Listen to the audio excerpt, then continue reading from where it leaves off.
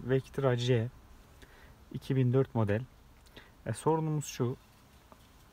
Kapıları ilk açtığımızda, bunu bir ya da ikinci açışta da yapıyor. İlk açtığımızda airbag'in altından çat çat çat diye senkron motor sesi geldiğini fark ettik. Daha sonra torpidonun iç tarafından geldiğini anladım. Şöyle havalandırma kısımlarını söktüm, torpidoyu söktüm. Havalandırma kısmını açtığımızda burada yön tuşu var. Havalandırma yön tuşuna bastığım takdirde şu gördüğümüz küçük motor geliyor. Gördüğünüz, tekrar basıyorum. Bakın şu an işlemini yerine getirmiyor. Bir daha bastım. Tekrar bastım da şöyle el yordamıyla tahrik ederim onu.